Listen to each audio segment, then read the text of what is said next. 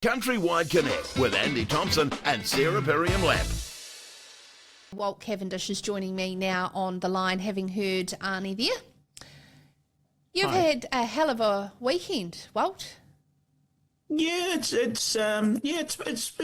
been interesting. It's been interesting. Friday morning was going well until about between 12 and 1 at some point it all hit off. So but we're still here, we're still standing and still determined to carry the issue forward. Yeah, sure. And I mean, that's the one part that you've stated in your statement on social media, is that it doesn't take away from the key issue. But let's get to the point. Do you feel a bit, saddened and blindsided by Animal Policy International following you asking your own questions and then having this exposed? Look, to be blunt, I've got a lot of time for Rayner, who's the guy that I dealt with here. I think he's a really good guy. I asked some questions when I was made aware of the other co-executive director having had some relation with SAFE, because it was a bit of an issue to me. I was given some assurances and didn't personally go and look at them.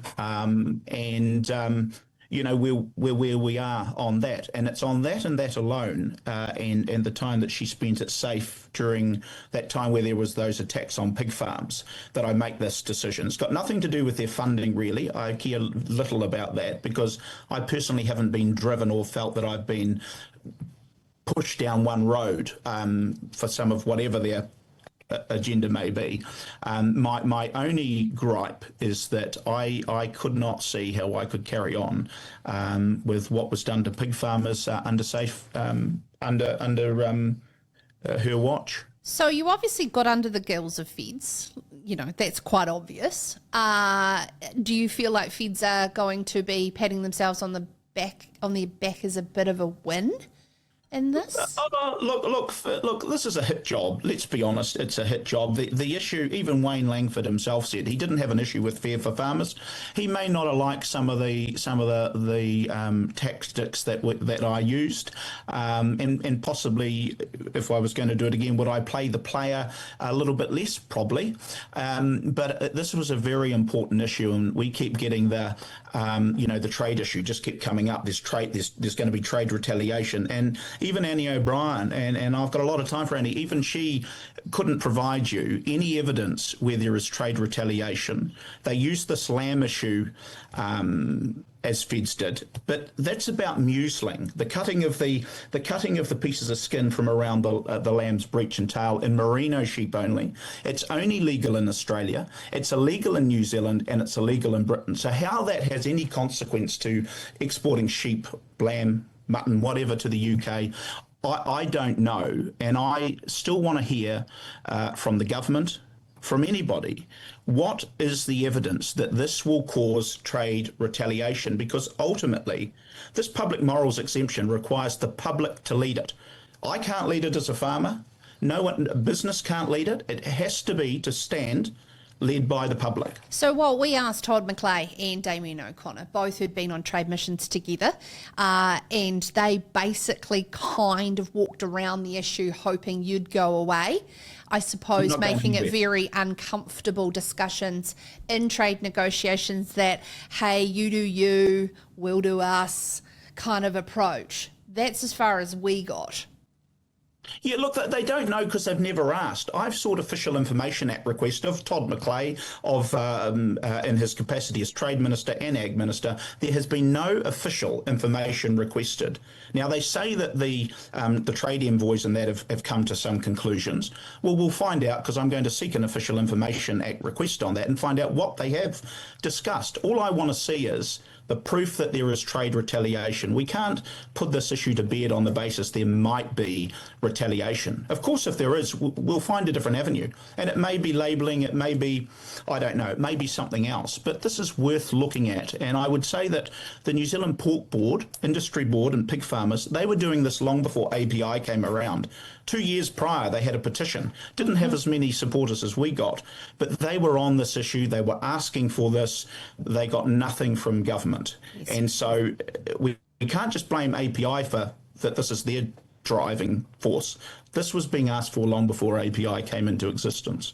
Well, yeah, 100%. I do recall that back in 2017 election, even I was a part of that same mission for the Port guys. But the thing is, Walt, you've achieved something, which is an ability to communicate key information and get a group of farmers to support your causes, to put pressure on New Zealand's largest farming advocacy group. If it's not this one, it's GE, it's etc. Do you think that we're now living in a world that's sort of changed the playing field on how we have a democratic discussion in farming? Yeah, I do. I think that, social media makes it a lot easier now, even in the last 5 years, to sort of, get these campaigns and these movements moving. And no criticism to Federated Farmers. I've said this directly to them.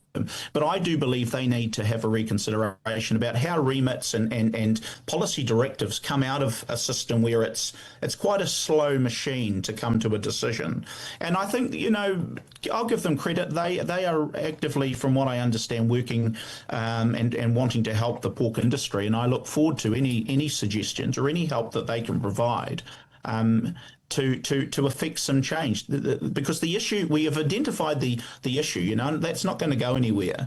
It's about us coming together now and trying to find solutions. If the public morals argument is not the right one, and that's what Federated Farmers say they're advised, okay, fine, let's just put that there for a minute. What is the solution? What can we do? Because we can't just keep talking and not achieve anything. We have to have some outcomes. Okay, so one of your options is run as an independent for Waikato. Was that correct? Always on the cards? I was going to do it earlier. I launched to start earlier in the year, and then I just wanted to put family and going into the pig industry further above that. But the more we've got into this, the more I've been encouraged. Actually, that's the place to affect change. Is in select committees, is having access to ask written questions and chase answers, and basically, hold some of these ministers like Todd McClay in question time to account about where is the evidence that this is the public morals argument is a bad argument. You can't affect that as an outsider. Why independent? It seems like your values align quite strongly with New Zealand First, and seeing their policy about breaking up the supermarket duopoly as one of their options to bringing some fairness to food from the farm. Why not go down the track of a more likelihood of ending up in a position to have question time? Look, I think that the problem is, of course, you have to accept the party line, and whether you're an electorate MP or a party MP, ultimately in a party you're accountable to the party machinery, and that's one of the bad things of MMP. That the days of being accountable to an electorate and being hired and fired by them is pretty much gone, because you can get fired tomorrow by the electorate at the election, but if you're high enough up on the list, you get back in as sort of two fingers up the nose of the electorate, and that to me is not it. If I'm going to run, I want to run on my own ability, and I want the people to put me in there because they believe that I can represent some of the issues and concerns that they have. But you need to get in to start with, regardless of the party line, and running as an independent is a very slim chance of getting in, do you not think? Well, I don't think so, because under the MMP system, the party represents the proportionality of Parliament. The electorate votes about who represents you, and if people are educated a bit more, you can almost get 2 for 1. And I think if I was being straight, I think I've got better chance of getting in than some of those national MPs. Well, and you've got Hana, who's very popular for the Māori Party, as well as Kingi for Labour. So it's going to be one to watch. I definitely will be around how Waikato goes on the night in November, Walt. It's going to be interesting. It's going to be. You've got to put yourself forward. I mean, there's no good grizzling and griping here. We've got to do something, and I think that's one way to at least say, look, we're serious about it. The only other thing, Walt, is from an optics perspective, you could be sort of looked at as flip-flopping. There's been, you've chopped and changed and done a lot of things in a short amount of time in terms of stickability. A lot of people do want to see that track record. I think, look, but for the fact of this issue coming up on Friday, I'd still be actively doing, I'd actively be supporting Fair for Farmers. Fair for Farmers wasn't a resignation. It was a principled removal. I had to remove myself from that because it diverts. And as we see, we're getting media attention for an issue that's actually not really what I want to talk about. I want to talk about how can we stop the decline in the pork industry.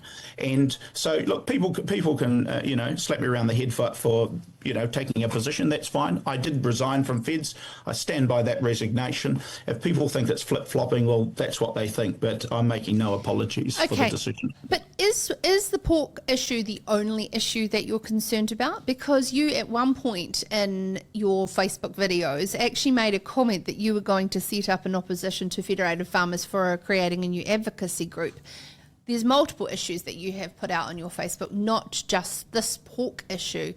Is that still on the cards? That's right. So, look, we're in talks with there are other advocacy groups out there that have the same sort of feelings that I have, and so they're on there. I must admit, though, that Federated Farmers I've been talking with Federated Farmers since Friday, and the GMO issue still sits there, and I will keep advocating for that. And that's why I separated Fair for Farmers off my Farming with Walt Facebook page and onto their own, because there's a conflict there with sort of trying to talk about GMO and the pork. The pork thing, Federated Farmers are communicating now on it. And I feel that if I was still part of this with API there, I'm not going to get any conversation, from what I understand, with Federated Farmers on it. So, the issues are there. I'm still dissatisfied with Feds on the GE position.